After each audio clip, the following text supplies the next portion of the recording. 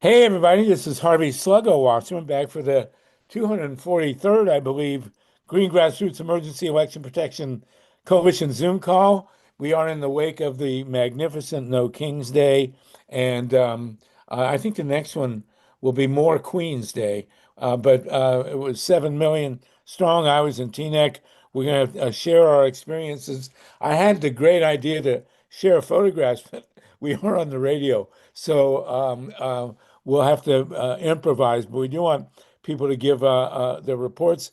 We have John Brakey to talk to us about this incredible court case that's going on with him in Arizona. How dare you, John Brakey, ask for public records? It's astounding.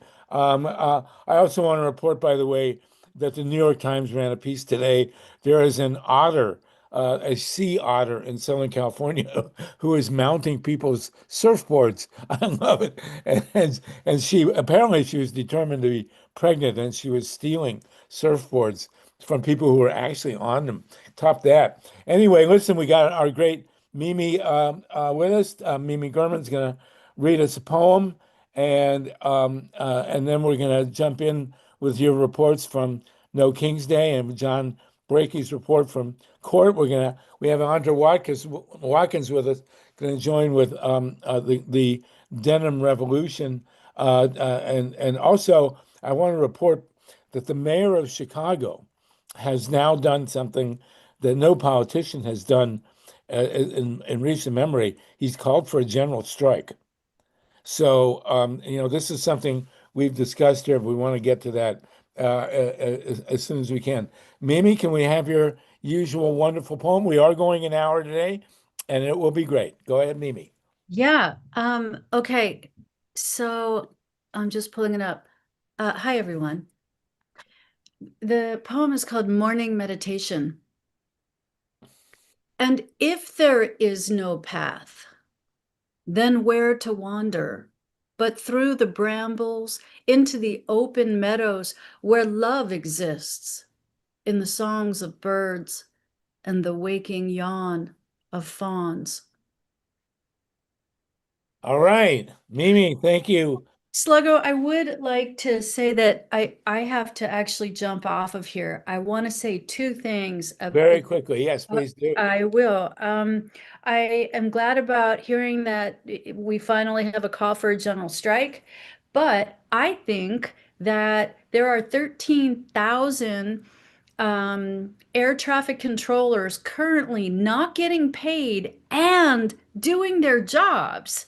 And if Mm. they walked out, just went home because they're already not getting paid, just go home, we shut this country down. So a general strike has a lot of spokes to get it to work, which we maybe can do. And I'm all for it. But there's 13,000 air traffic controllers not getting paid right now, and they are at work. So I am suggesting that they go home. Well, here's what I suggest, Mimi.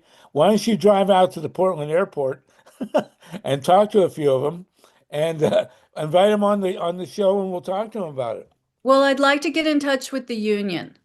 So I'm going to work on that. And the other thing is that the Ninth Circuit Appeals Court just ruled against the lower court's ruling, which stated twice in two different ways that Trump could not bring in the National Guard to Portland. That has now been overturned as of 20 minutes ago. Oh my So, God. so Trump can now bring in the National Guard to Portland. And if that happens, I am hoping that the plague of frogs expands exponentially across this country. And that's all I've got for everybody today. And Well, those of you on the radio, I have to report that Mimi, who's Garmin is speaking to us from Portland, is not dressed like a frog. no, I'm in Philly and I have to go Oh, see my you're in mother. Philadelphia. So Well, have well, that a, explains it. I will yeah. say one thing before you go. We have had a miraculous event in this country. 7 million people marched in this country, and not one act of violence. astounding. Not one act of violence. I had a moment like this at Seabrook. We were organizing mass demonstrations. We had a real, very complicated road, and we got to a point we had 20,000 people on the site at the Seabrook nuclear plant, not one act of violence. So now we've had 7 million in this country, unprecedented, in a country where there are more guns than people. Nobody, I don't think anybody even got arrested except one MAGA guy I heard about. Mimi, thank you very much. Thank you. Mason, you want to jump Actually, in? there were about 22 Yeah, people arrested, MAGA-wise, from what I was reading. Oh, the MAGAs. I can't keep those MAGAs down. Okay, Mila, go ahead. yeah. I wanted to say, Harvey, that I just read your magnificent, brilliant piece about No King's Day, published in Counterpunch, and it's just really, really great. And we're going to put a link in the chat. But when I got to the point where you reminded us about how things got as bad as they did, and you reminded us about how Jews were called vermin in Germany, that really struck a nerve because I have been watching Candace Owens lately. Oh, She's, loved oh, by, God. when one of her most recent videos, she referred to Jews as vermin. Oh, She actually used that word, and she said Kanye was right. oh, my So God. anyway, I'm sorry to bring everybody down. Well, this But woman was the mainstay of the, she was on with Ben Shapiro, the big right-wing Jew, and there you go. Okay, thank you for that, Mila. It didn't bring us down, just reminded us where we're at. We've got 65 people with us, and I want to report that I was at a lovely.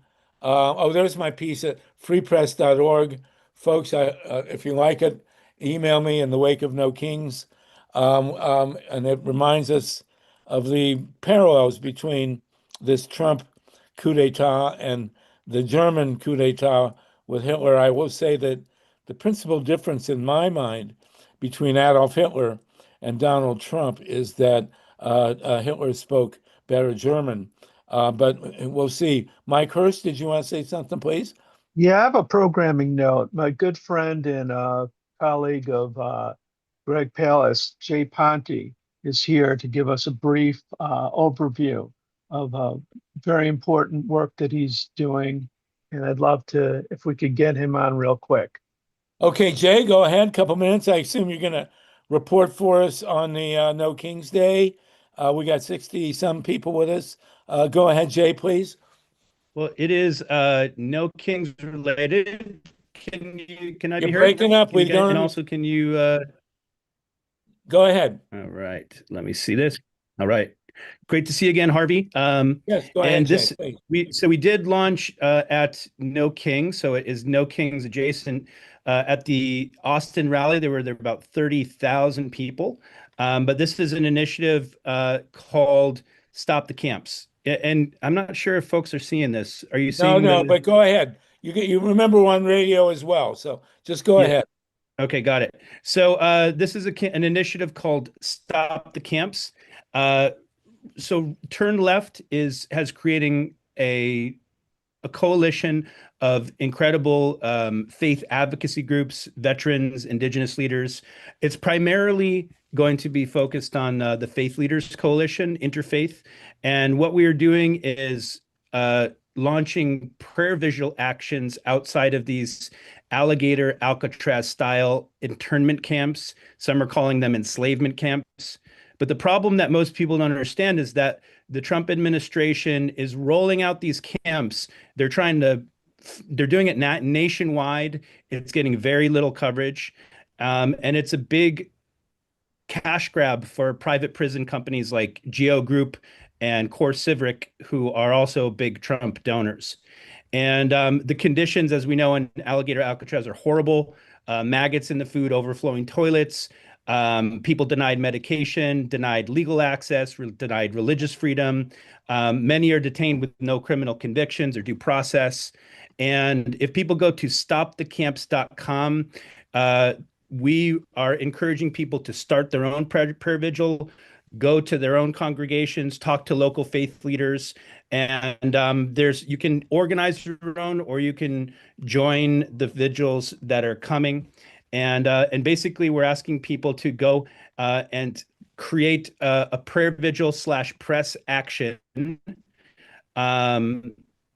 And we are going to, yeah, there it is. That's Stop the Camps, stopthecamps.com. And if you click join our coalition, there is going to be a form where you can get involved at stopthecamps.com. And, they're rolling them out in New Jersey, Georgia, California, Michigan, Oklahoma, Texas, Colorado, Florida. There is a strong coalition in Florida that are already mobilizing. And it was indigenous faith leaders that briefly got Alligator Alcatraz shut down. But of course, the courts overturned that decision. And so we're asking people to show up nonviolently, to bear moral witness. And I think the thing that people don't understand fully, I'm learning working with these amazing coalitions like Faith in Action, Faith in Democracy. There's some incredible groups, Vote Common Good, Popular Democracy. And what I'm learning is that people assume that the Christian nationalists are a monolith. And it's true, quite a lot of them have gone full fascist, but there is a growing number of people who are getting disillusioned with this because it's un-American. It is fundamentally un-American to have internment camps, and it's not who we are. This is not who we are. And a number of these people are becoming disillusioned because it is directly in opposition to their faith and their values as Americans and their values, what they internally believe. So if you go to stopthecamps.com, start your own prayer vigil. We're asking people to then film it, send us the footage, and we hope everyone will, Oh my God, will help us, because it's a stain on our national memory to have, internment camps in America. These are internment camps. So this is a big thing. It's being tragically underreported. And please go to stopthecamps.com to get involved. thank you so much. And whenever I see that sign, Alligator Alcatraz, I did a lot of work on the Everglades environmentally. I think, why isn't it Alligator Auschwitz? Yeah, again, as a non-Jew, I'm going to have to take a pass on that one. But there are people who are saying there have been different types of concentration camps throughout history. Some people do call it that. I'm going to defer to our, people of the, Well, I know that there's a complicated it wasn't just Jews that were killed at Auschwitz. The principal difference between the death camps and the concentration camps were the death camps had gas chambers.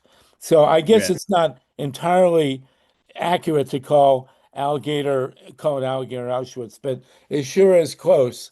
There were concentration camps where people died by the tens of thousands, but there was no gas chamber.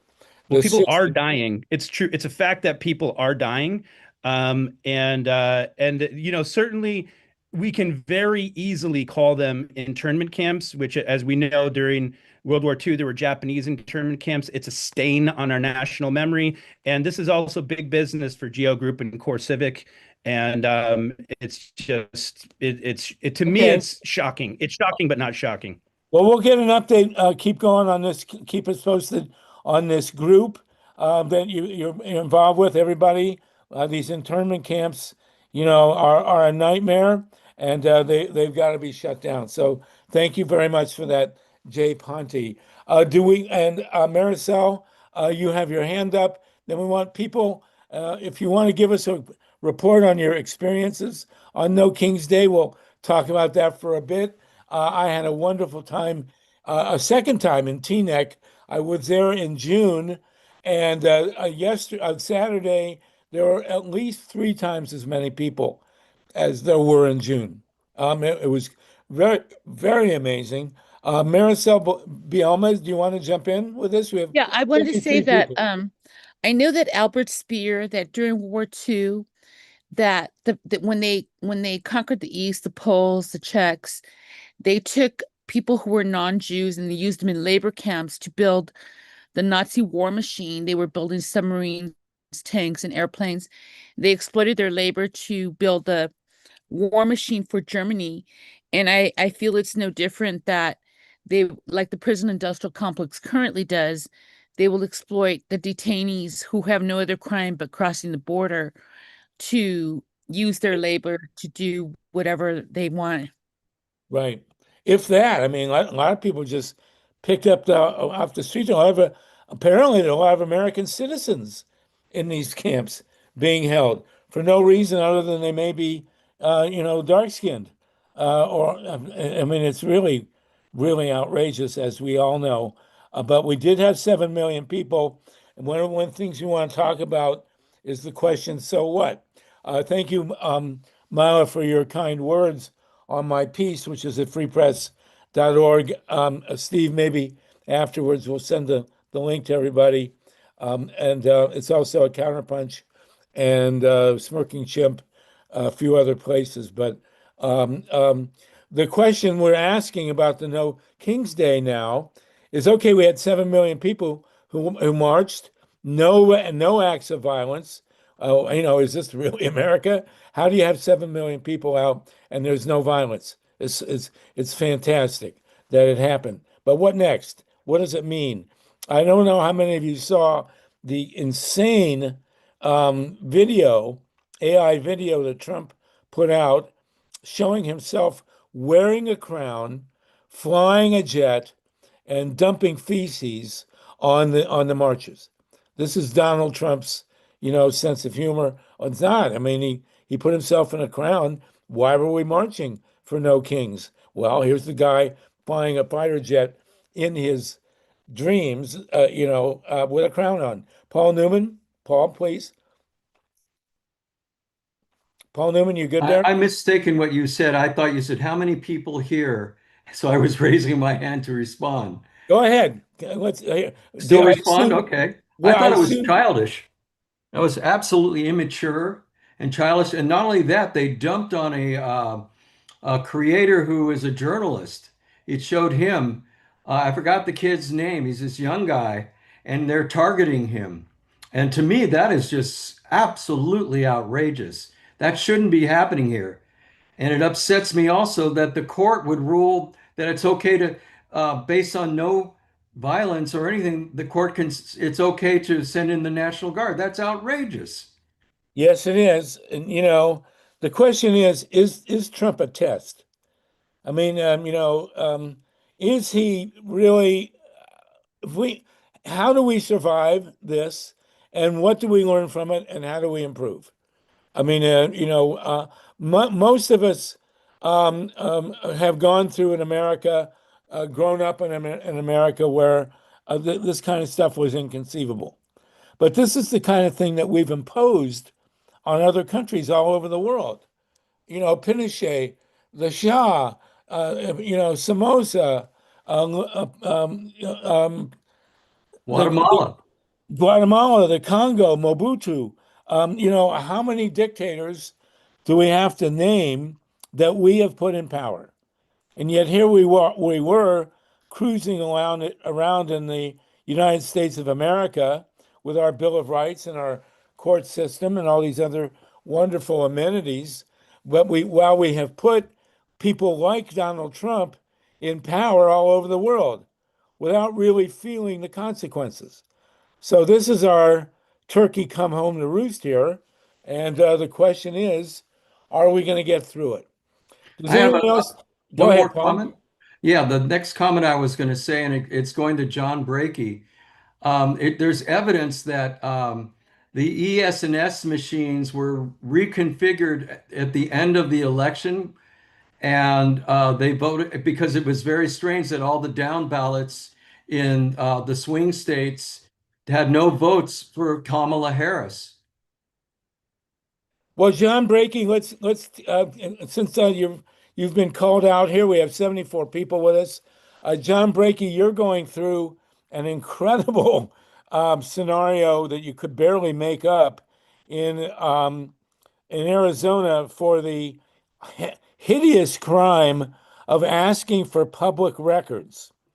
Can you very quickly, since we're focused on a government that's clearly out of control, can you very quickly tell us what has happened to you since you dared to ask for public records? How many years ago, and what they've done to you for making this request?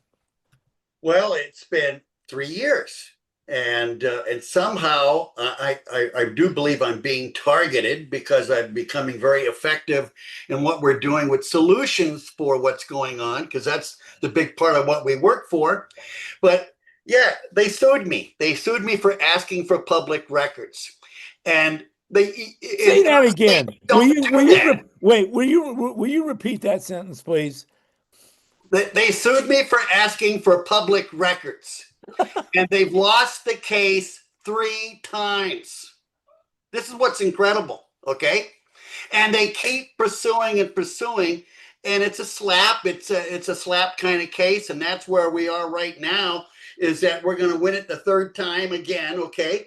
And then we're trying to get the court to rule such bad faith they had, okay? Because, you know, the law pretty much works this way, okay?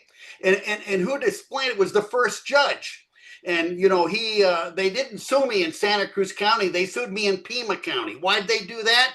Because the judges in Santa Cruz County are directly elected by the people.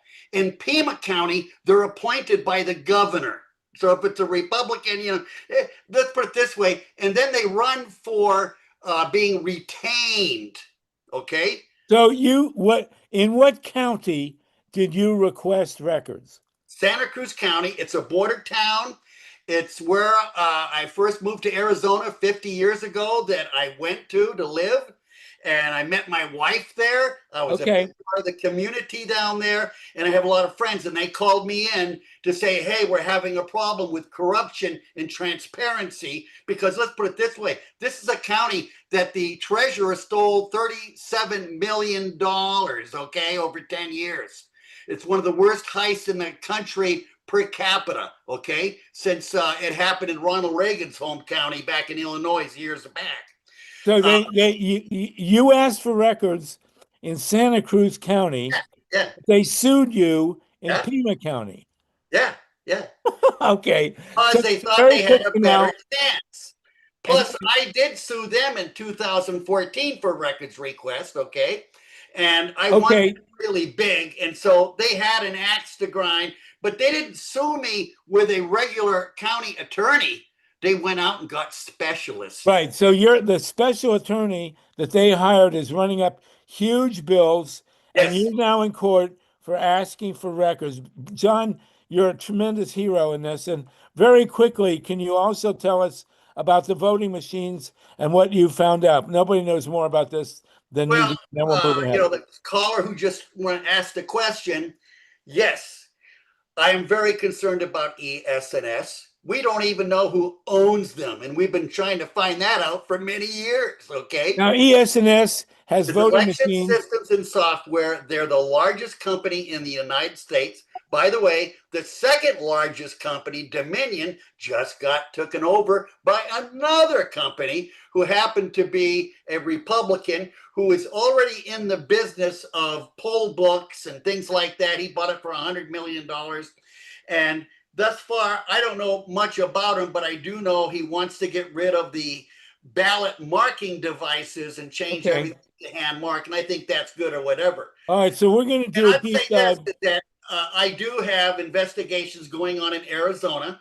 I am very concerned about the CD 6 race that the Republicans won. And crazy, on election night, they had a phone call that threatened them. So what did they do? They abandoned the building for 2.5 hours. And I'm trying to figure out if somebody stuck a digital drive like Ray Lutz found out about and hacked the goddamn system. I mean, it's a election. It was very close. They spent $14 million on that election. The last time so basically, 7 million. John, and we're going to continue to look into the voting machines. We know that there's a tremendous cesspool, or as Trump would have said, swamp surrounding voting machines. Looking forward to the upcoming midterm elections. Good luck with your lawsuit. For remember, people, if you sue for public records, they can sue you back in a different county. It's astounding, and the same garbage is going on with voting machines. John Brakey, you're a great hero. We really appreciate it, and keep up your great work, please, on this. Mike Hirsch, Steve Caruso, and then we want to have a quick word about the networks, and then we're going to go deeper into back to the NoKings rallies. Mike Hirsch, go ahead. Yeah, I just wanted John Brakey. to underscore in about 5 minutes, we should be joined by Jenny Gage, and we'd love to have her and Andra Oh, yeah. discuss Okay. their exodus from the cult. And also, I'd like to remind people if they want to share their experiences at a NoKings rally, that we'll get back to you towards the end of the Zoom. And if we can't get it this week, then we'll try it next week. Yes, we will do that. And I got to say, one problem with having such peaceful rallies is there's not that much to say. I was at some rallies that were not peaceful, and I've been talking about them ever since. This is why Satan is the hero of Paradise Lost. It's more interesting. But again, I got to repeat this. It's astounding. Never in the history of the United States has anybody ever been able to say that we had a national rally in tens of thousands of locations with 7 million people and not one act of violence. Truly a staggering situation. Savor that, please, because we're going to need it. We're going to need more of these. Steve Caruso, go ahead, please. Yes, whether you won or lost, remember that election denial works both ways. We are looking to have Nathan Taylor on, and Election Truth Alliance had counted ballots by hand, and I think it was Minnesota, and they found that there was a 6 to 8% discrepancy between the machines and the hand counted paper ballot. Thank you. Yeah, that's truly amazing. And one thing I will say is I will never get over the fact that Kamala Harris walked away from that election and did not raise a single issue of potential election theft or manipulation. A complete abrogation of responsibility, and Hillary Clinton did the same thing in 2016. It's unconscionable, given the number of issues that were raised in 2016 by Bob Fitrakis and Jill Stein in Wisconsin, Michigan, and Pennsylvania. Hillary Clinton said nothing. And given all what Steve has just said and all the issues surrounding the vote count in 2024, for Kamala Harris to get up in the morning and concede and not say anything until her book just came out, and she still hasn't raised any issues about the election in 2024.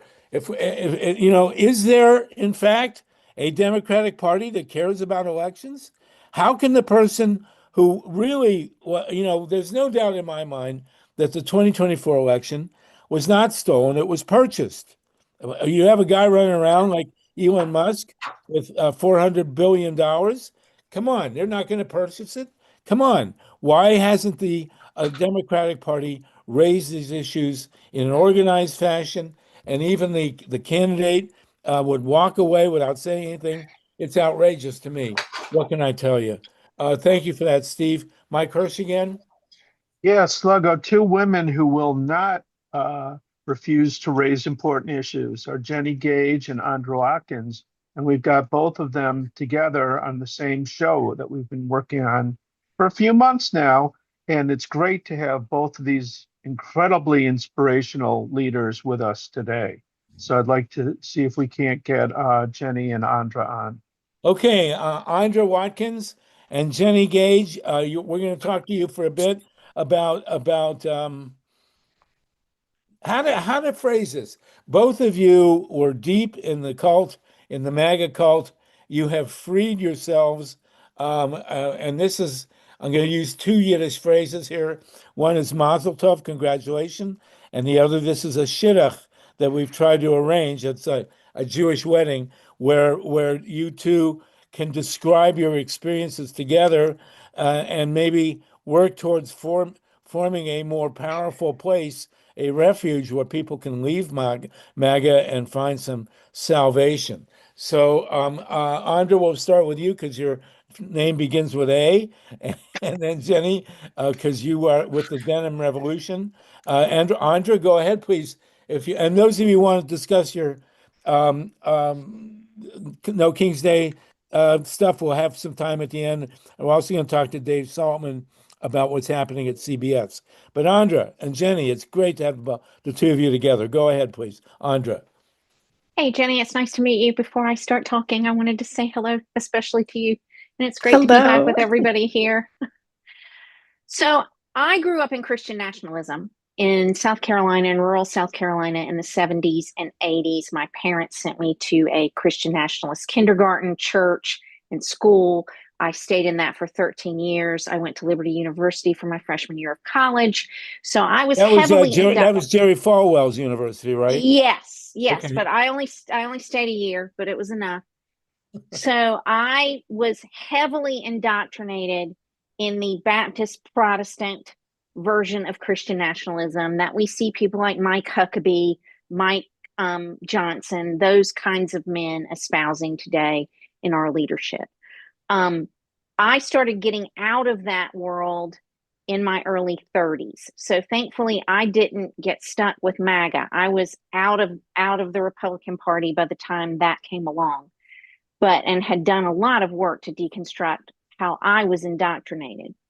But I had a long time being indoctrinated as a child and a teenager.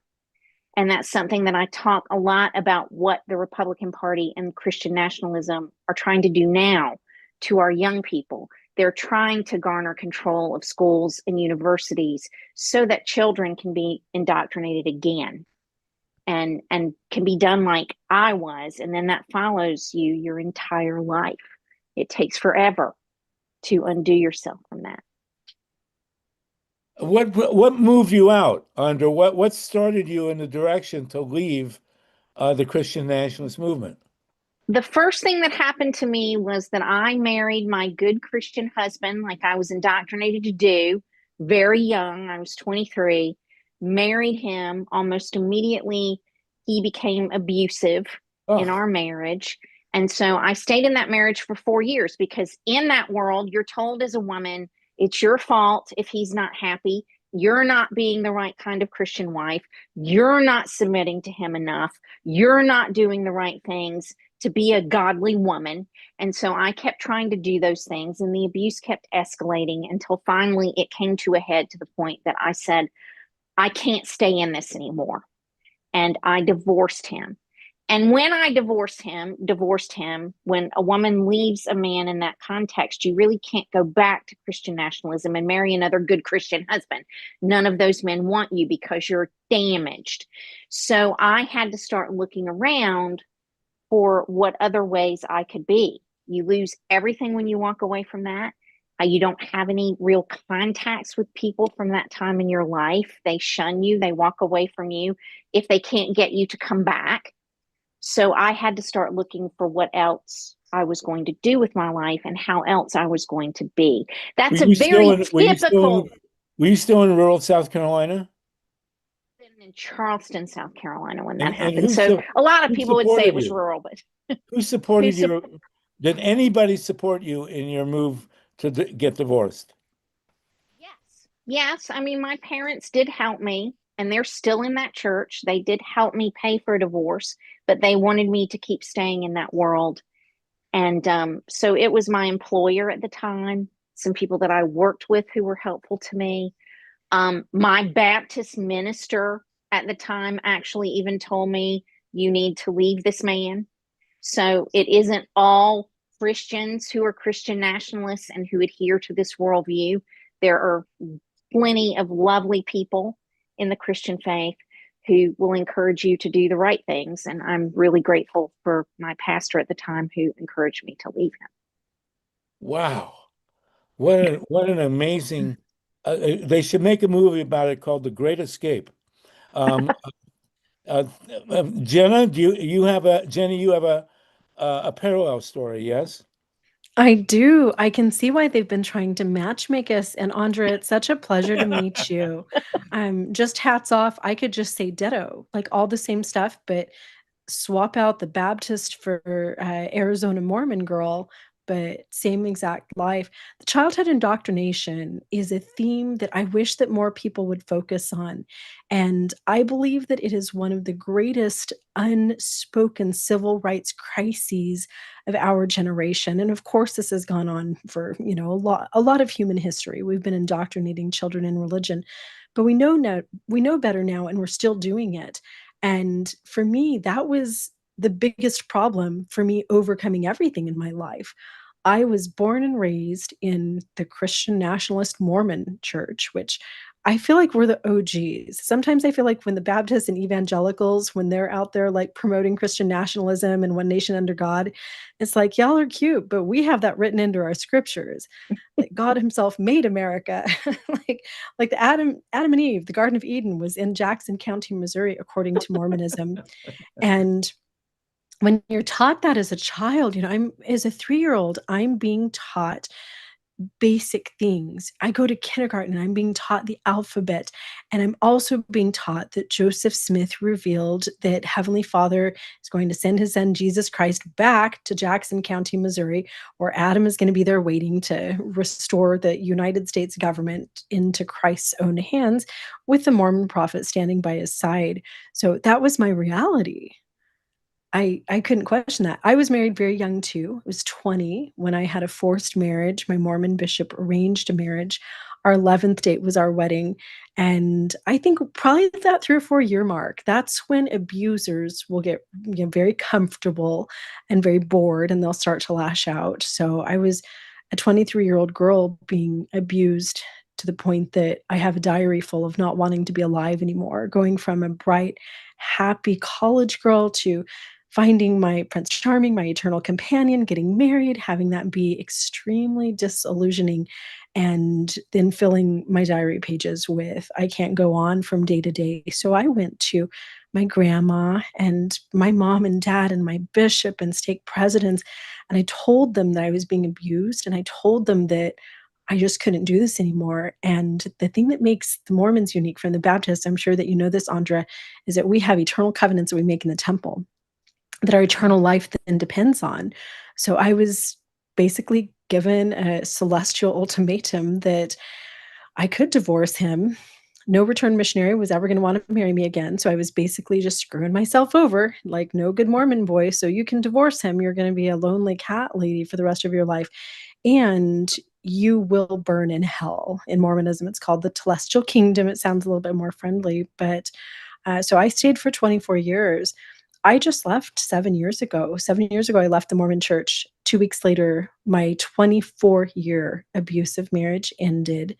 And I know 7 years seems like a long time, but I've had a fairly rapid deconstruction. I went into Christianity for 5 years after Mormonism, deconstructed that, and undoing that whole way of life that you've been taught since the first memories that you have are that religious indoctrination.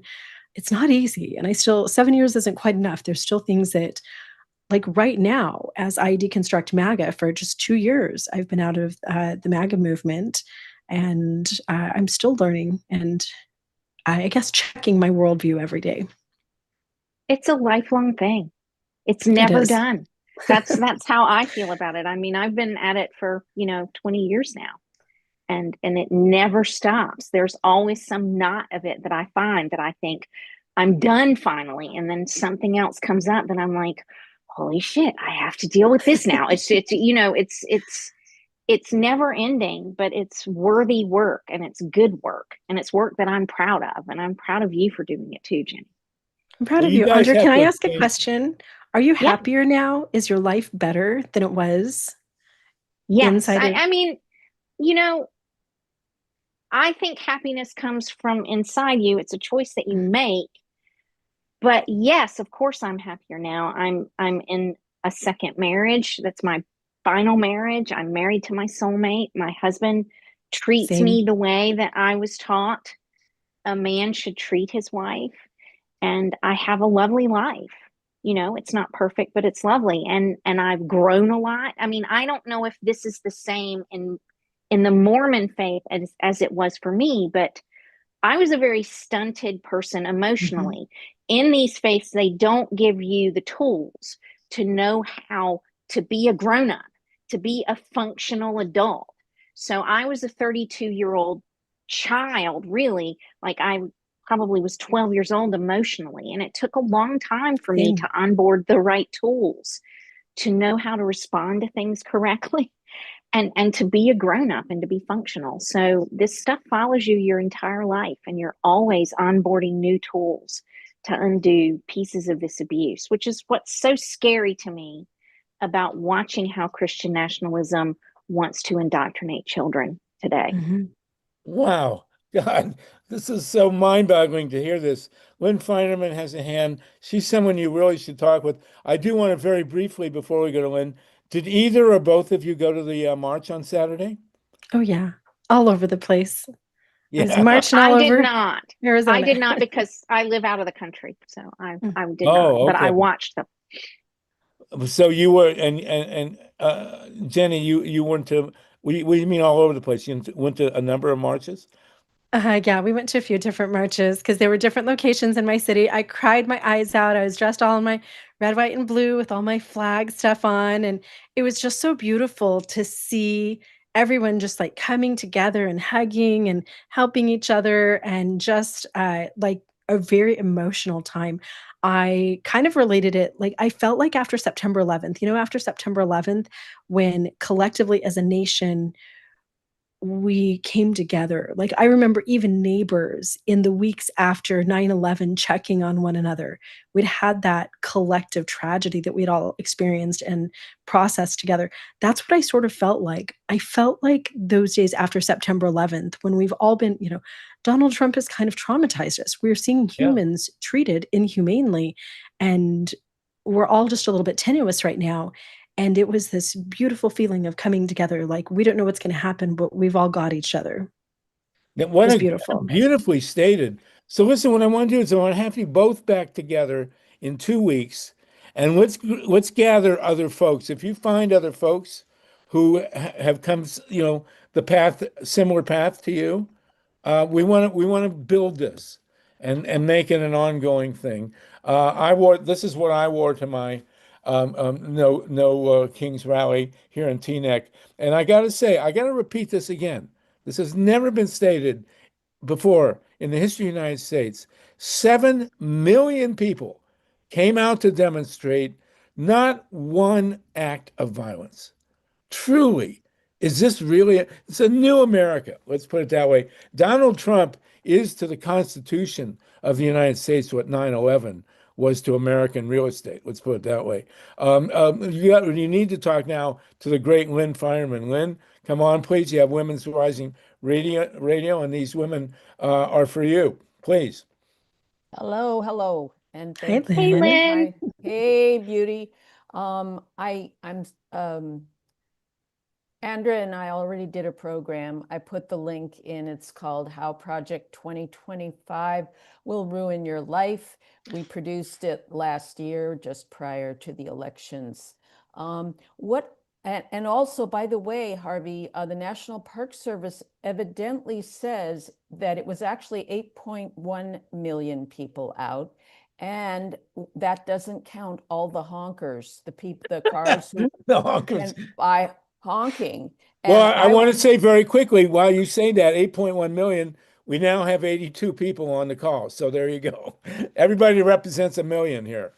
Go ahead. Right. So my question is, I've been doing some work on AI for the next Women Rising radio program.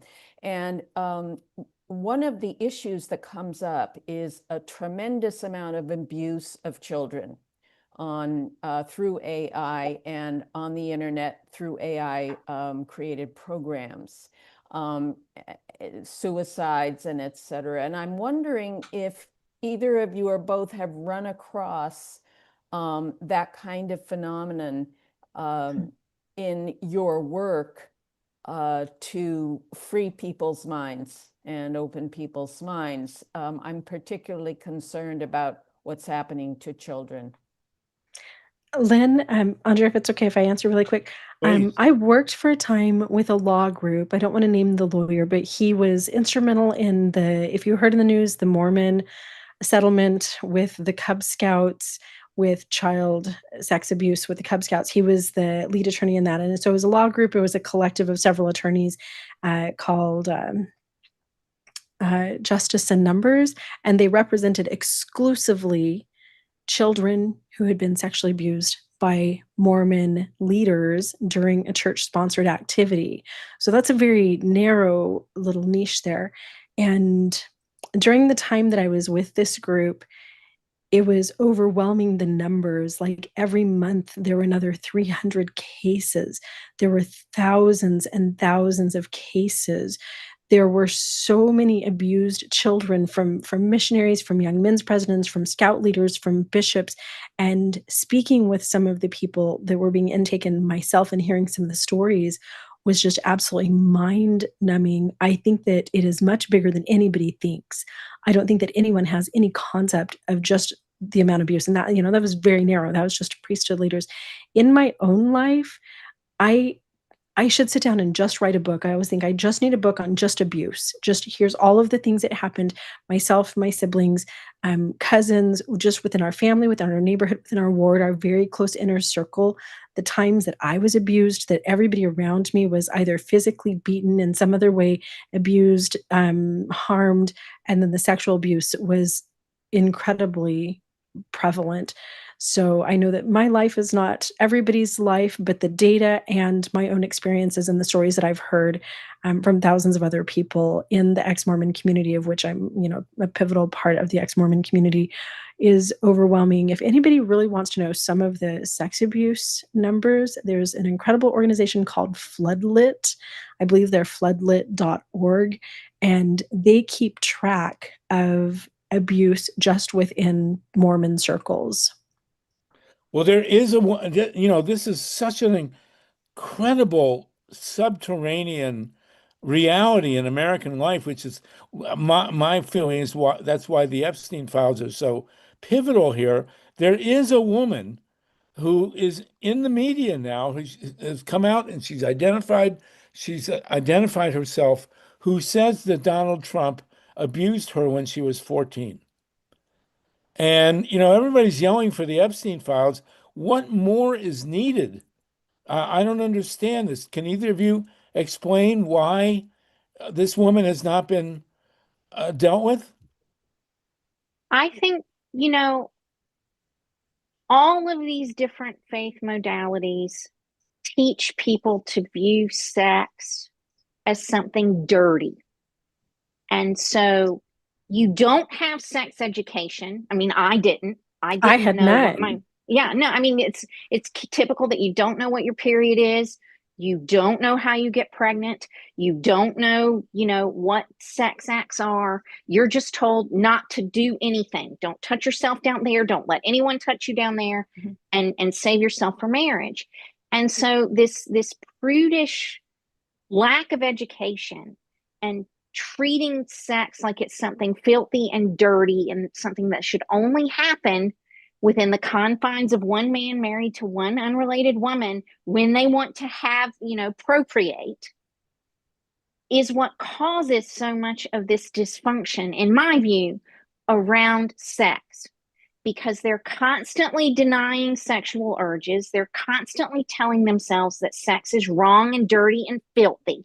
And so eventually, for some people, I think it becomes this thing that is perverted by these teachings. And so they start acting out on these desires as a way to deal with the fact that they don't know how to have sex helpfully. They don't know how to have it the right way. That's what I think. And Jenny may have more to add to that. Oh, I agree 100%. Taboo is so exciting, isn't it? You tell a kid don't eat the cookie and they're going to eat the cookie, right? And there's a lot of research behind that. There's actually been a lot of, there's a lot of data that would support that. Then couple that, Andra, with the fact that if there is any type of sexual crime, it's viewed as a sin. That person was under the influence of Satan. They gave into temptation. So all of the sex crimes that happened just in my family growing up, They were all dealt with by having the person go to the bishop and repent, and Jesus Christ, through his atonement, took care of that, rather than one single person. These were grown men having sex with children. None of them went to jail. The church did not ever report any of the crimes. They just helped the men repent. So those two things together, yeah, the not having any sex education and then keeping things internal. I don't think that anyone has any idea the true numbers of things like that, where a bishop was just like, okay, so you've been abusing your child or the neighbor kid or whatever. Let's turn you over to Jesus. His grace is going to save you. We're going to help you repent. Boom. Nobody needs to call the cops. Happens all the time. It's unbelievable. So what I want to do is in 2 weeks, if you'll work with Lynn, and I want to put together a coherent hour in the second part of our show, from 6 to 7 Eastern time in 2 weeks with you two, and we'll organize it so it will be a usable piece of work, and you can discuss your experiences and this kind of content. It would be really, really helpful, I think, to a lot of people, and if Lynn can be involved, that would be great. So if you can come back in 2 weeks at 6 p.m. Eastern time for a full coherent hour, we'll make it a special. And this stuff is incredibly important. You know, I mean, it's just at the core of so much in our country here. I mean, we have a guy in the White House who's been formally accused by 27 women at this point in time with sexual imposition. And oh, here we are. Okay, we just got a couple more minutes. We're going to do just 1 hour. Dave Saltman, if we can talk next week about Barry Weiss in greater detail, that's also very important. Brent Miller, Susan Siegel, anybody else you want to jump in, please do. We're going to sign off at the top of the hour, but we will do a full 2 hours next week. Brent Miller, go ahead, please, and then Susan. Yeah, so I'm actually a fourth generation ex-LDS member myself. Hello, Brent. Hello. I'm an ex-LSD, so what can I tell you? We're cult maybe cousins. there were some similarities going on there and with Joseph Smith and you when he came up with all of this. But I know as a gay man, I realized at the age of 12 I was gay. And as you probably know, we're taught gay men are not eligible for the power of the priesthood. From the age of 12 until 18, I was the president of my quorum as I aged up through the church. If that's God's true church, don't you think he would have known I was a gay man and I was not eligible for those positions? That's a good question. Brent, can I just say my heart goes out to you? And when I left the Mormon church 7 years ago, it was for a single Relief Society meeting. I was sitting in Relief Society. They introduced the lesson. They started into the introduction. It was entitled The Evils of Homosexuality. And I didn't have a game plan. I drove to church that day believing. I left the church in the middle of that lesson, never went back, because the hatred towards the LGBTQ community just, I couldn't do it. I couldn't do it anymore. So my heart goes out to you. That must have been really hard. You're perfect just the way you are. Thank you. Coming straight from the goddess. We appreciate that, Jenny Cage and the Denim Revolution. And thank you for that, Brent Miller. We really appreciate you. Susan Siegel, they'll go to Mike Hirsch. And we're going to cut it in an hour today. Next week, we'll have a ton of stuff, including an excursion into CBS. And then in 2 weeks at the second hour, Jenny and Andrea will have a fully produced and open session for everybody. Susan, go ahead, please. Hi, I'm Susan Siegel, and I'm from Amherst, Massachusetts. Hello. And I've been an educator my lifetime. I'm retired now. But a couple of years ago, I read a book called Educated, a Memoir by Clara Westover. And I believe she came in from a Mormon family. But her story is how she used, or how she was able to, I want to say, escape or leave that Mormon family situation, and through education, move on and with her life. And I put the link in the chat further up about how to get the book, what the book is, but it's called Educated, a memoir, and Tara Westover is the author. So I made me think right of that, and I've used it in my classes at the university. So thank you for your story.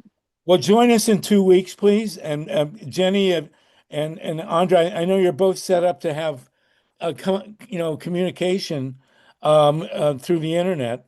Can you give us your contacts, Jenny and Andre, so if people want to get in touch with you over the next couple of weeks? Sure, Absolutely. I'll put Please, it in the chat. Thank you. And if both of you put those up, that's great. And I want to mention I do have a piece up. It's at freepress.org, Counterpunch, also today. I want to ask you when we come back, what would Jesus think of all this? I've always been, I was born Jewish. I'm more or less a Buddhist, but I always have had a great affinity for Jesus. I can't imagine what he would have been thinking of this kind of bigotry. I mean, that wasn't he about exactly the opposite? Didn't that ever come up in any of your discussions as Christians? What would Jesus think of all this stuff? It's mind-boggling to me. Mike Hirsch, go ahead, please. And then Jenna and Andra, I'll give you a last word. And Sluggo, you asked a very good question. What's going on with the Epstein files? And it's interesting. Arizona elected a new member of Congress, to Adelita Grijalva, to step into the office that her father, the incredible Raul Grijalva, served from with such distinction. And she would be They're my reps. Yeah, she'd be the 218th signature on what's called the discharge petition, which would force a House vote on releasing the Epstein files. And one of the many, many things that Mike Johnson is doing to sabotage democracy and our Constitution is he's refusing to seat her, refusing to swear her in. But as soon as she gets in, and sooner or later she will be in, she'll be the 218th signatory, and right. and that So Mike and includes some Jenny, Republicans. she's your rep, Jenny, and John Brakey is also in Arizona. Well, let's see if we can get her on next week.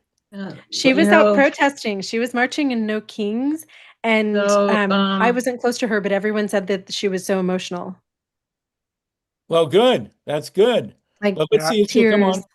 Now, Mike, so you unmuted me, so let me just say what I want to say. I think yes, go ahead, Dorothy. put And my then we're video almost on, done. but that's okay. Go ahead, Dorothy. I believe that the House will not reconvene until they coerce some Republican to take his name off the discharge petition. Until they do that, the House will not reconvene. Absolutely. This is the Epstein sabbatical here in the House of Representatives. Well, it's the child sexual abuse cover-up party, and Yeah, you so know, they can't reconvene the Congress until someone. we heard that, Dorothy, and removes his or her name. Yeah, Dorothy, Absolutely. you're very wise, so we're going to watch for that. But it's still possible that there might be a few Republicans who will remain on that discharge petition. Yes, including, and they will make it happen. Including, of all people, Marjorie Taylor Greene. Yeah, she's not going to take her name off, but it's the law of unintended consequences. Who would have thought at the Constitutional Convention in 1787 that the United States of America would have a guy in the White House accused 27 times of sexual imposition and would shut down the government to hide his role? I mean, you could not make this stuff up. Andrea and Jenny, you are fabulous people. 2 weeks from now, we will do a really coherent full hour. Next week, we'll be back with 2 full hours to talk about Ukraine, nuclear power, election protection. John Brakey, we want you to come back. Dorothy, it's great to see you and so many other people. It's been a full hour. Steve Caruso, do you want to jump in? You, Jenny, and Andre, you've shared your contacts, please.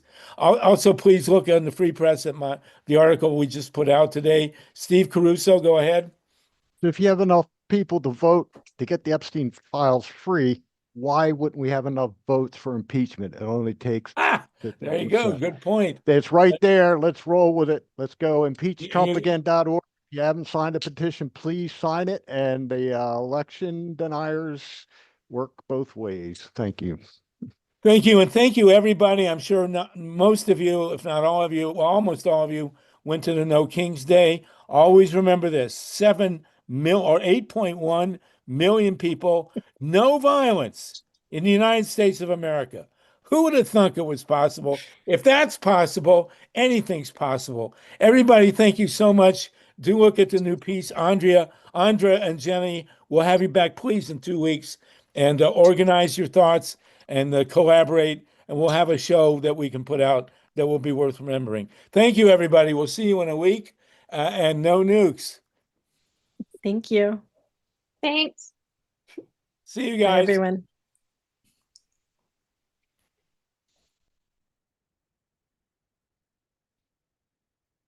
Wonderful show, Harvey. Thank you, thank you, thank you, and thank you, Myla, for reading the piece. I appreciate it. And we gotta solve this now and get up on make our show national, as we've been talking. So let's see what if I can help you with the technical side. I'll do my best. And Okay. Marla, you had some information about SNAP benefits.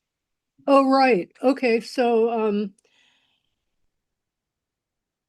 Listen, I last gotta run, Friday, guys. Can you talk to each other about that? let me tell Yeah. you,